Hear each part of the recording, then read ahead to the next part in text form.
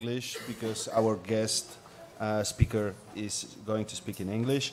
I'm very thankful for your presence here to discuss integration processes of immigrants and local policies in Europe, which is the title of the lecture, which is going to be given by Professor Penninx. I'm also very grateful to Professor Penninx for being available for this lecture and also to the IEMed Institute to host this meeting and of this long-lasting collaboration between the third migrations and the IEMed.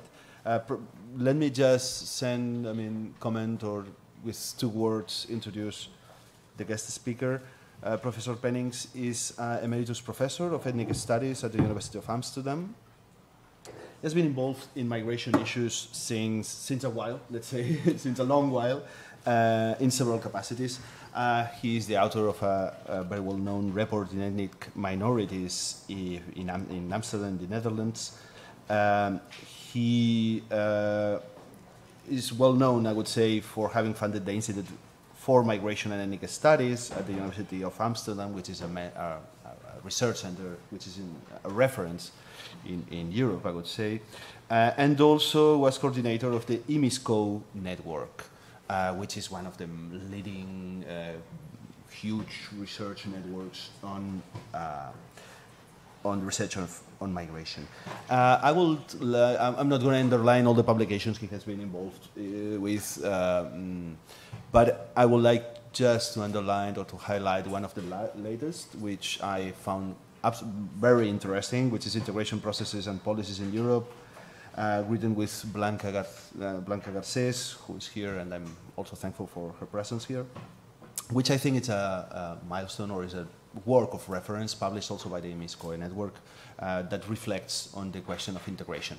I think integration is part of one of the more difficult areas, or very complex, I don't know if difficult, but a complex area. It involves different perspectives and disciplines, so I would say that thinking about it, discussing about it, exchanging views on its conceptualization and the difficulties to measure, to understand, to qualify what integration is or what do we relate to when we are talking about integration. It's an interesting issue to be done here, especially in this context and in the master. Thank you very much. Thank you. Okay, thank you for this introduction. If you permit me to do this thing standing and to do it as a talk rather than to read a lecture. I did write the lecture full, but that's 25 pages. And reading 25 pages is not the nicest thing for me to do, nor for you to listen to. That's why I decided to have a rather informal talk on what, in my view, would be the most important things you should know when you're entering this field of migration and integration as a scientist. And because in the negotiations on this lecture, it became clear that most of you were students in this field. That means scientists of the future in this field. And that's why I changed, let's say, the tone of my lecture a little bit in making also the title even a little bit different. It's now called Understanding Integration Processes. What I want to do in this, let's say, 40 minutes is to give you a little bit of an idea of what I think that are the lessons to me as a scientist from 40 years experience, both in doing research as a scientist, but also being involved in policy making in this field of migration and integration. And that covered, let's say, all fields that you can imagine. Started out with doing research on migration and development in Tunisia and Turkey, looking at social and economic effects of e-migration for the region of origin, which is also part of this whole thing. doing research on integration and integration policy of all kinds of groups in the Netherlands in the 1970s, being, let's say, a civil servant, doing policy making in that particular area. Ethnic minorities policies is part of it. So coming back to the academy later, having the Institute of Migration and Ethnic Studies. So this is a lot of experience from different angles in different places on different aspects of both the migration and integration. What I would like to do today is the following, and let's see whether it's... as I said, I want you to learn from me a little bit what I learned in these 40 years. The importance of having a strong analytical instrument of looking at what is happening in this incredibly politicized field of migration and integration.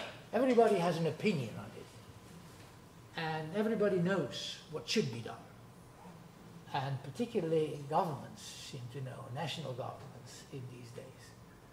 But it's not always based on an analytical insight of what is actually happening in terms of migration and in terms of integration process. So what is important is to have an analytical instrument to study and to measure processes of integration, irrespective of policies.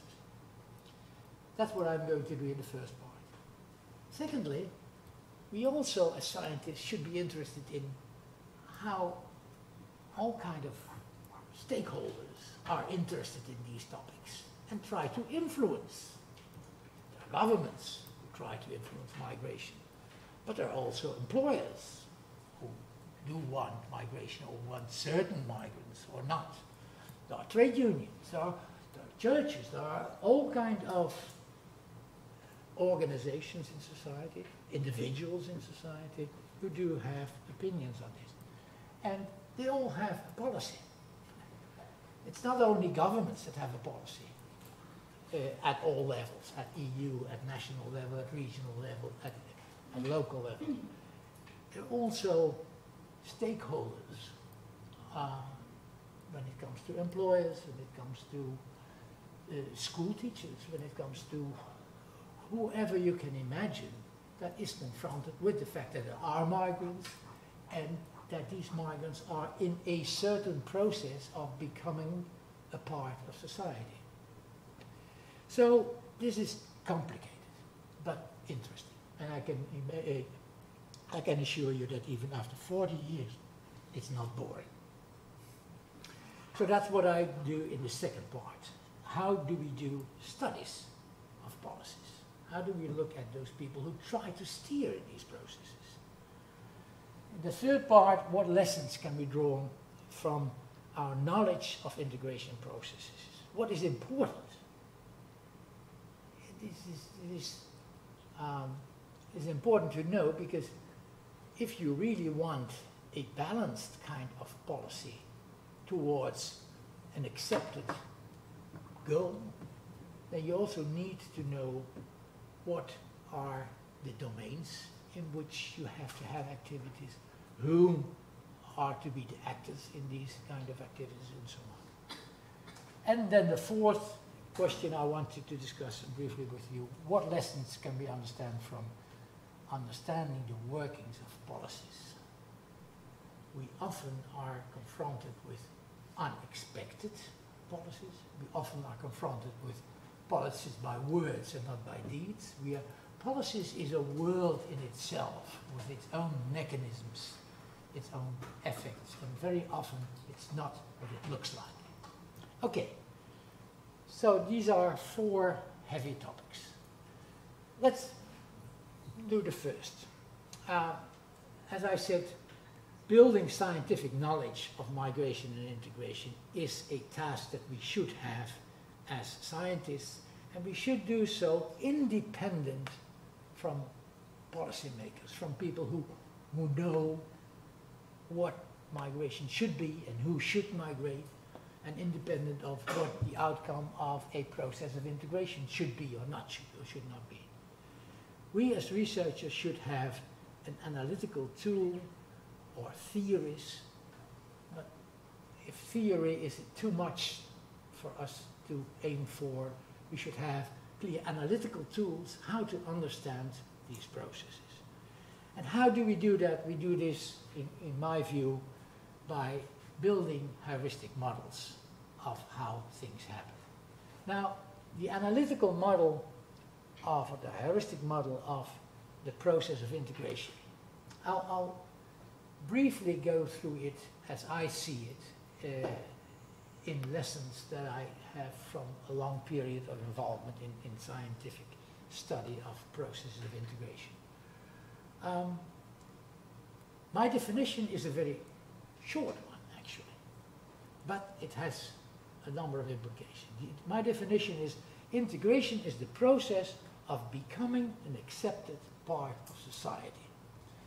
And what is clear in this definition is that there are two big actors. There are migrants, but there is also a society that accepts or not accepts these migrants, and whose institutions are actually determining whether that migrant is able to integrate in that society. So it is two parties, and it is the interaction between these two partners that leads to an outcome of an integration process, and that determines the process itself. So it's a two-way process, and much of what we see in terms of policy making is only on the migrants. The migrants who adapt themselves or not, or who find a place on the labor market or not. It's very seldom about the contribution that society made to enable them to find a place. So it's a two-way interaction. But it's still more complicated than that. It's also a process that has three different dimensions that each of them, let's say, has different underlying processes. And these three dimensions, I'll give you for your clarity the heuristic model as a whole. So you see that at the left side there are immigrants, and at the right side there is the receiving society. It's the interaction between the two, all those arrows, that in the middle leads to the process of integration. But that process of integration has three different dimensions. The first one is the legal political dimension. It simply asks the question whether this newcomer in a society is taken seriously as a political member of that society. And be sure, most of them are not, because they are not, they are allowed at best to stay in this country, but don't have access to the political system. In some countries, like the Netherlands, they do have access to the local political system after 5 years, so that's the first step of becoming an accepted part of society, institutionally, because these are the rules but more fundamentally even, newcomers are allowed to stay in a country for a certain period, which is quite a different category than we have for the ones that are our citizens. So in all kind of these respects, in their residence rights, but if they have residence rights, also in the rights to participate politically in what is happening in the country, migrants do have a very different starting point. And measuring the process of integration, the process of becoming an accepted part of society, is also measuring the shortcomings or the unequal position of migrants in this legal political aspect. And it has a lot of consequences. If you are an undocumented migrant, that means you don't have any purpose. You don't have access to any of the institutions of our society. So here we see immediately that the dominant part is here at the right side, receiving society. It sets the legal, political structure for migrants. And in that way, it's much more responsible for the process of integration, the process of becoming a accepted part of society, than the migrants themselves. So, this is a very important, it's seldom discussed, but it is crucial to understand what is actually happening in these processes of integration. The second dimension is the socio-economic dimension. And we read a lot about this, because much of the discussion on immigrants is, do they have work or not? Do their children go to school, and what's the outcome? Do they have access to health facilities of our society? So all the hard domains of our society, do they have housing? Are they housed segregatedly? The hard domains of society, so income and labor, housing, education, health, these are, say, the regular kind of domains in which the policymakers often ask the question, is this migrant integrated? And they measure it by measuring the position of the migrant. And if he's not, he is guilty of it. Very seldom we look at how, at the right side, this interaction, so the access to the labor market, equal chances there, access to housing and equal chances there, access to public health and equal chances there, how that works. So analytically, to understand the process of becoming an accepted part of society in this domain, in the socio-economic domain, is also to be measured at both sides, and not only at the migrant side, as is often done. And then there's this third dimension of becoming an accepted part of society. And that's discussed most in Northwest Europe, at least. And that's the cultural, religious dimension. In how far are these newcomers accepted on an equal level as anyone else in that particular society? And in how far are all kinds of demands made to these migrants? Particularly in Northwest European Dutch civic integration policies, we see a lot of this pressure on migrants to become what is then called Dutch and conforming to Dutch norms and values.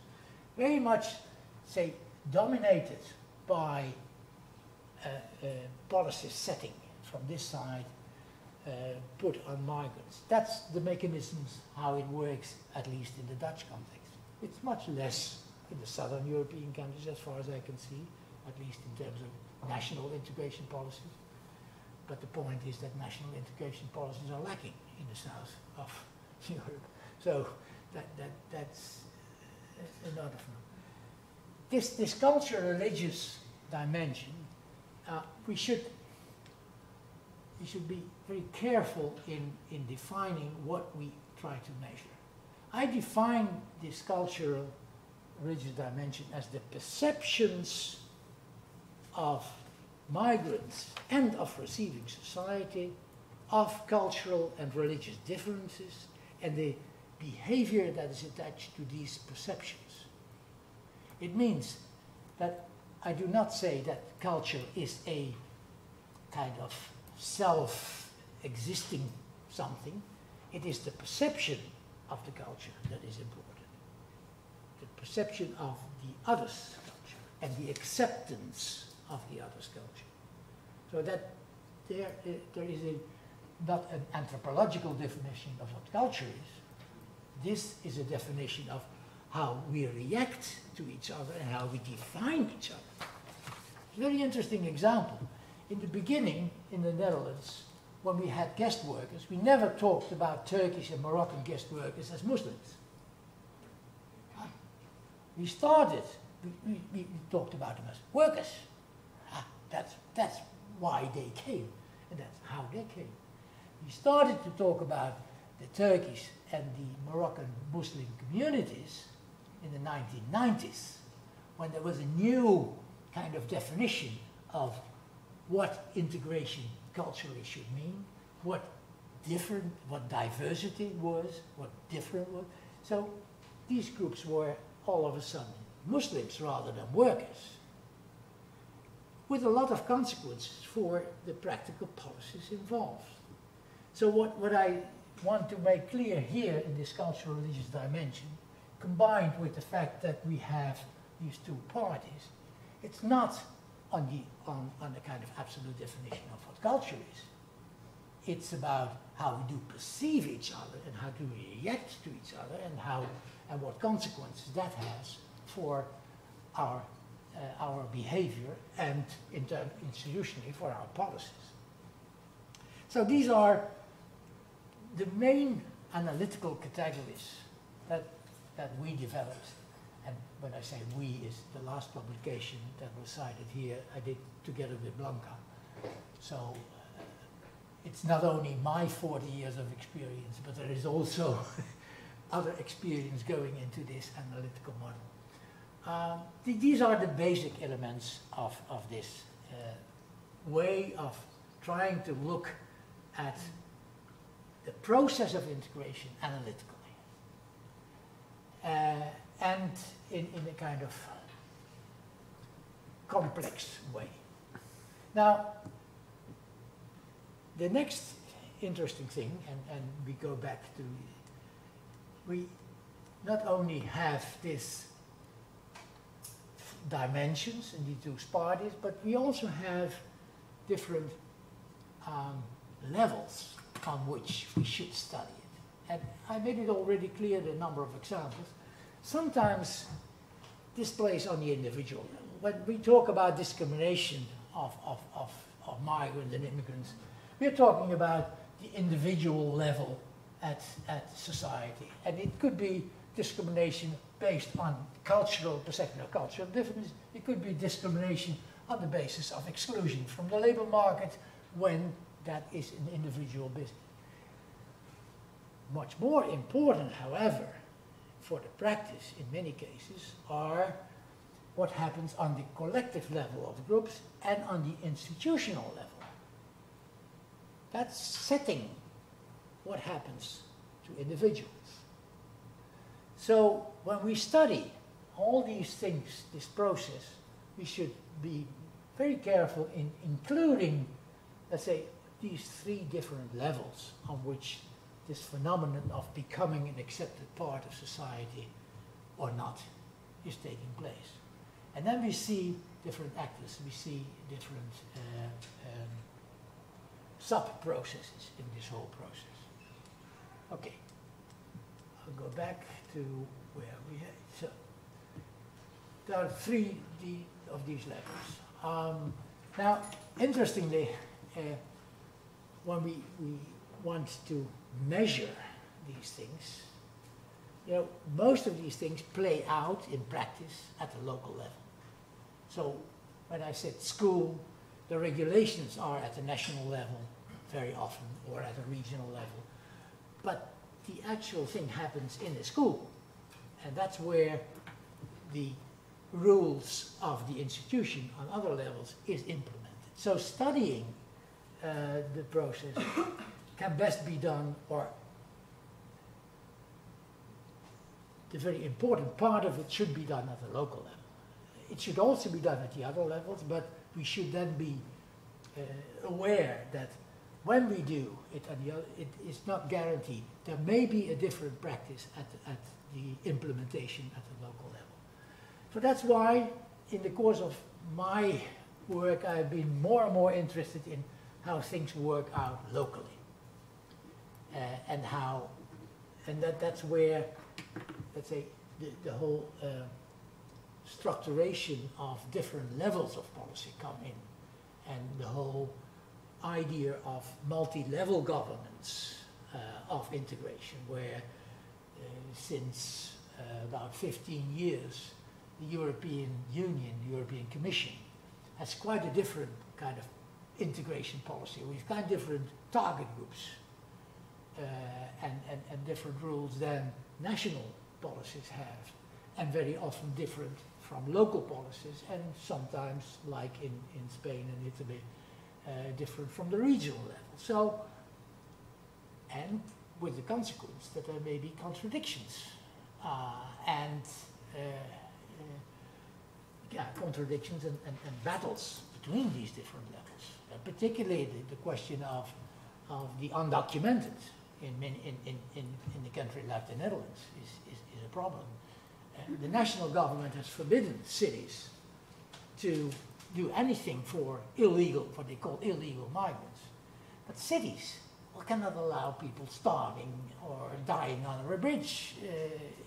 So that's why cities do have a policy of reception, not allowed by the governments, but then, for example, the city of Amsterdam subsidized an NGO to do that work.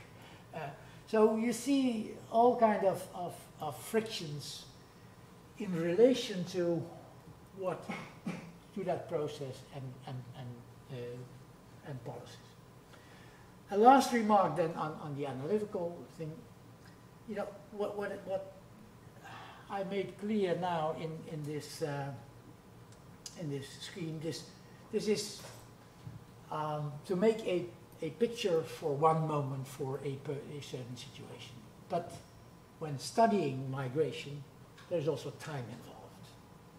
So we are studying a process that starts when people arrive, and then that arrived people gets an age, adapts or not, becomes an accepted part of society, but also get children, and you get a second generation. The second generation are not migrants, but are very often seen as being part of that same group. So here again, there is a strong perception thing, which we should be aware of. But also the process among that second generation is different from what happens to the first generation. The second generation is grown up in a situation in which they get to know both worlds. The one of the migrant community and the one he's born in the country in which his parents arrived. Both, very often they're bilingual. So the situation of becoming an accepted part of society for a second generation is again a different thing. It's going very strongly through education, of course, but it also has a number of implications that has to do with the relations at the micro level. Okay, now we are ready now for the next question. If this is an analytical way of looking comprehensively to this process of integration, what is policy then? Now, policy is always trying to influence that reality. So if there is no problem, we don't need to have a policy. So we first define a problem, and then define what we have to do to come to another outcome of the process. So policies are always normative. They are unsatisfied with the situation they see, so they see a problem, and they formulate an end goal of integration according to a normative principle of what integration should be, of how this person should be integrated very often. Because integration policies seldom look at the society part, but always look at the migrant part. So they're normative in nature. They have a problem definition, they define a policy action, they define a desired situation. So the studying policies means that we should study these implicit assumptions behind the problem, implicit assumptions behind the solutions, and then see why this is so. Policies, we should realize, are defined politically by majorities. So Migrants are not involved in this problem definition. So they represent expectations and demands of society, so one part of the picture. And that has a lot of consequences. And politicization, of course, reinforces that, because that politicization brings the expectations and demands of the society much more to the fore. And you know, what is important for us as scientists, you know, the concepts that are used in policies are very often becoming so dominant that they contaminate also scientists' problems. That's why I'm so heavily stressing that we should, as scientists, have our own definition, and a clear analytical definition of what that process is and what we study, before we are talking about what policies we are, and we should have that. So these are important things to have. So how to study these policies? First of all, of course, it's a consequence of what I said earlier. The perception of immigrants and their integration is the important thing to study. That's how the dominant part of society sees the accepted part see the acceptation of migrants in the society. We should, of course, also study content and orientation of the policy. And in content, immediately think about these three dimensions. Is this policy related to the legal political part? Do they really get involved somehow in the policies for their own group? And do they have a strengthened legal position in society? In the second dimension, is it not only labor and income, but all important domains of society, education, housing, health, that are important and are represented in our policies? And how is this cultural religious dimension tackled? Is there this, in principle, the idea that everyone's worldview in a society should be accepted as long as it does not interfere with human rights and regular rules of society, and not just, so equity, that's what we call equity instead of equality, which is the same kind of treatment that you have in the socio-economic domain. So these are important elements to look at when we study policies. And then, of course, who is defined in need of a policy? Target groups. And we see immediately that they are very selective. At the EU level, the target groups are non-EU citizens. So we're not talking about integration of Poles in the Netherlands or about Romanians at the EU level. We don't. As if it's not, let's say, important at the local level. So we see immediately that the definition of target groups, but also actors, who is supposed to do what to promote that process of becoming an accepted part of society. Actors can be anyone, can be governments, and governments do let's say, the institutional setting of things, but they're often not the actors. The actors are trade unions, employers, churches, NGOs, organizations of all kinds. So this is how the questions that we should ask for policies. And then, of course, this part, how are these policies different at different levels? Okay, now we have taken quite some time to do, let's say, the basic analytical work, both to study the process of integration, but also to study systematically what it means to try to intervene in that process, in policies. Now, what lessons can we draw from, let's say, our knowledge of these integration processes? Now, here are a few that are, let's say, my lessons from studying this in a kind of comprehensive way. The first one is that the importance of each of the dimensions and the importance of the legal political dimension seems to be clear as soon as you realize that, you know, being dependent from your residence permits from a government. So the possibility of being expelled makes things, of course, quite different.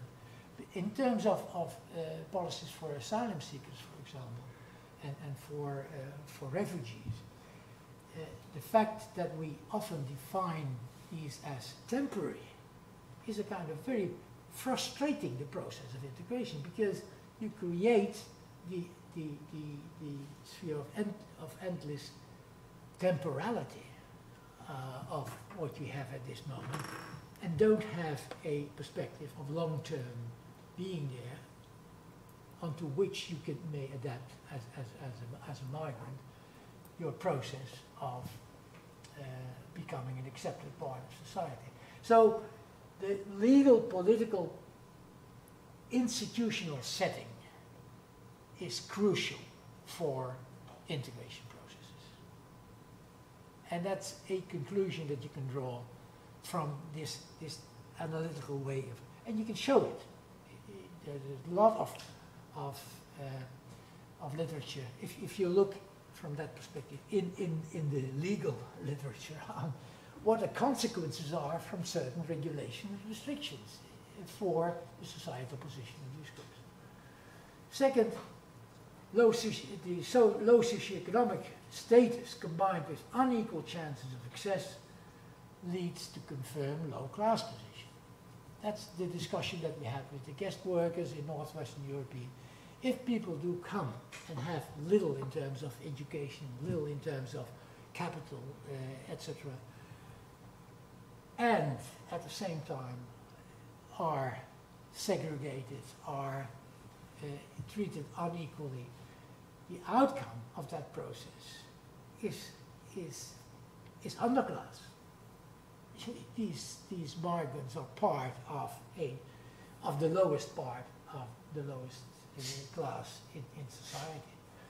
While on the other hand, we do have examples of those who come with a high status and are attracted. You know, we have this competition for high-skilled migrants, but we also have this very competitive trying to attract high-skilled workers of foreign firms. I gave here the example of 10,000 Japanese in Amsterdam, which are following Canon and Mitsubishi and all those big kind of things, which are all around Schiphol Airport, and they're all located in one particular area. Actually, in a number of aspects of the popular definition of integration, they are very much segregated, but they're not defined as segregated. They are defined as integrated. They don't speak Dutch. They have their own Japanese schools. So in that sense, but they're not defined as a problem of integration. So you see immediately that, let's say, these elements in the socio-economic dimension of the status through which you come and equal access to the different institutions is of crucial importance for the process of becoming an accepted part in this particular dimension. And then the third, of course, is so important. You know, the whole discussion that we have in Europe, in the Netherlands, in Northwestern Europe particularly, but on, let's say, the importance of cultural adaptation, actually the process of assimilation, of trying to get migrants accept and adhere to norms and values so-called defined as of the dominant society is working so negatively on the process of being accepted. You know, it is the backlash of what formerly was called multiculturalism. Multiculturalism was, let's say, an ideology, if you take it from the Canadian development of Will Kimlicka, was typically a policy conception in which cultural differences was accepted on an equity level. That means on the same level as diversity groups already existent in society, and every society has different groups, as long as they did not violate basic rules of that society. Now, this multicultural ideology is rejected in Europe in the last 50 years with a lot of consequences. It means that we have seen a terrible change in the whole definition of integration in the policy sense, leading to the kind of civic integration courses that we have for migrants in the Netherlands, compulsory, to be paid by themselves, and you know, connected to, let's say, continuance of your residence permit. This is what I've seen in the course of the time changing. The perceptions of immigrants and the perceptions of their place in society has changed critically in the Netherlands, and it is of a lot of importance for that particular process. So these are important lessons that we have, and I'll be a little bit shorter here because I took already nearly 40 minutes. Why it is so important, I already explained it to a great extent. The legal political position is important because the initial establishment of the legal status of individuals is so important, and we have seen a growing, let's say, differentiation. You know, we have now EU citizens as a category between national citizens and foreign immigrants, with rights equal to a great extent to national, but also not in certain aspects. So entry titles are important, of course. That's the case, of course, for asylum seekers and for refugees. They have to receive these titles from, and have to be continued. And then what is important for the process of becoming an accepted part of society, what we have seen in northwestern European countries since the turn of the century, not before, is that it becomes more and more difficult to become a citizen of the country that you have migrated to. In the Netherlands, we had in the 1980s a reform of our nationality law, which made it very easy for newcomers to become Dutch citizens. That's the reason why most of the guest workers from Turkey and Morocco, we have 400 Turks, but 90% of them has Dutch nationality. That was the policy at that time, institutionally giving them the same kind of treatment. It changed completely. Now access to Dutch citizenship has become very difficult.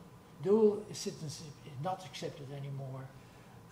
The norms, the exams we have to do to be accepted in terms of language, in terms of norms and values, has greatly increased. So what we see is that this aspect is very important.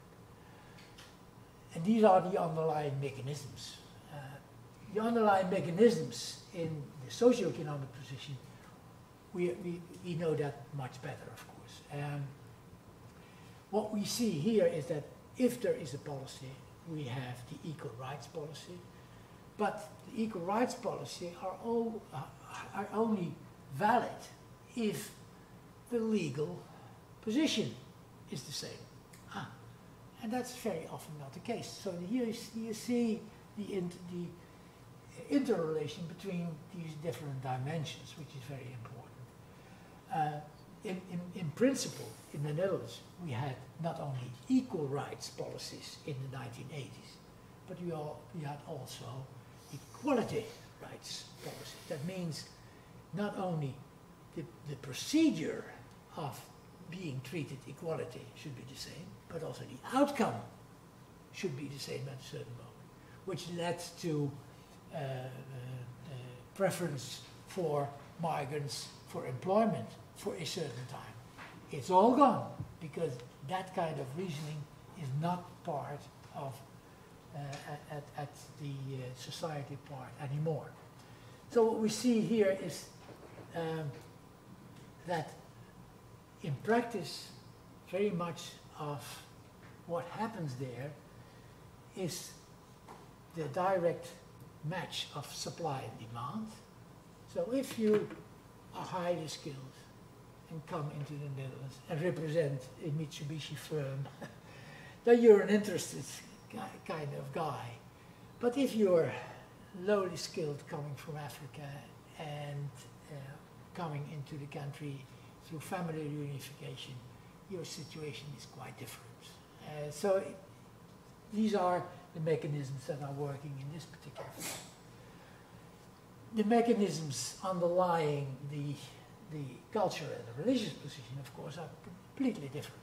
As I said, we are talking about reciprocal reactions to each other, and that's why we have seen crucial differences in the last decades, particularly in Northwest Europe, but it's less in Southern Europe, by the way. And we see these perceptions on all levels. On the individual level, we see it in the measurement of, let's say, discrimination behavior, expressions, etc. We see it on the collective level by exclusion policies of certain organizations in society, and we see it on the institutional level by a completely new definition of which criteria you have to live up to in order to become a Dutch citizen, for example. Norms and values discussions. And then it means actually that norms and values that are supposed to be dominant in Islamic societies are not accepted. So here you have the stereotyping thing coming together with the depreciation thing, and promoting actually an integration policy which is an assimilation policy rather than a multicultural policy. My last point, and I'll be very quick on this one, what lessons from local integration policy can we have? The interesting thing is, and I did already in the 90s study on policies of the cities of Amsterdam and Haarlem and in the Netherlands. And these cities also did comparative conferences with London and Berlin, and I think that Barcelona was not involved at that time because there was really little migrants there at that time. But the question is that local policies have been developed quite early. And if you analyze these policies, you see, interestingly, that there is a strong parallel with the three dimensions that I made a distinction on. There is, let's say, most dominant is what I call mainstream equality cities. They look particularly at the socio-economic dimension, and they look at equality of treatment in these dimensions and getting migrants into the institutions of the socio-economic dimension. That means labor market, housing, education, and health. And these are, let's say, very often also a little bit the leftist-oriented, politically leftist-oriented cities. There is another part that do have what they call intercultural cities. They focus strongly on the cultural dimension of integration, using diversity as a strength and diversity in management and intercultural relations as a strategy. It's very interesting. Barcelona is one of the cities that bet very much on it. Interestingly, if you look a little bit more deeper into what is actually the content of these policies, it's not so much the right of individual cultural identity of the migrants, it's all on relations. It's very much on social cohesion, interrelations between groups, and trying to, in the ideology, base that on the added value of cultural differences, which is quite contrary to what you have in other cities where cultural diversity is seen as a disadvantage. And in certain companies, for example, it is seen as a disadvantage, while in others it's seen as an advantage. The interesting thing is that it is not on it's again on relations and perceptions. So it's much more to the definition that I made here for the cultural dimension than what many others make when culture is defined more in the anthropological sense, as a kind of essential being different in way of behaving. That's interesting to see. And then there is the cities that very much bet on the legal participation dimension. They stress participation of integration, also politically. So they have, if they don't have local voting rights, like many cities do have, they have consultative boards, they have all kind of ways to activate people who do not have the institutional ways to do so. These are a little bit prototypical. Most of these cities do also have elements of the others, but they market themselves on these different kind of things. It's interesting to see. Now, conclusions after a long story, very quickly. Now, for scientists to contribute to an understanding of process of integration, we need a non-normative analytical concept of integration. I hope I have convinced you that we should do that and not be dependent on policy definitions, because that's the end of the story. And we have seen what kind of elements should be in. The dimension should be there, the levels should be there, in order to have a comprehensive analysis of how that process of becoming an accepted part of society takes place or not. Because all of it is an analytical tool to do empirical research. It's not an ideological tool. Second, we look at policies on the normative thing of trying to intervene in these processes. So we should know how they do it, how they viewed it, how they define it, how they define the outcome that they wanted. And cities make their choices in integration policies, at least in rhetoric. They make their choices in the dominance of the dimensions that they have, as I made it clear. On the other hand, you know, I could make the impression that all cities do have a policy that is to be viewed as positive, which is also not the case. There are also cities who define things in such a way that exclusion is one of the dominant. Paris is one of the most beautiful examples where all migrants are relegated to the suburbs, and Paris itself is the place that has only workers to come in to work and then go back to live elsewhere.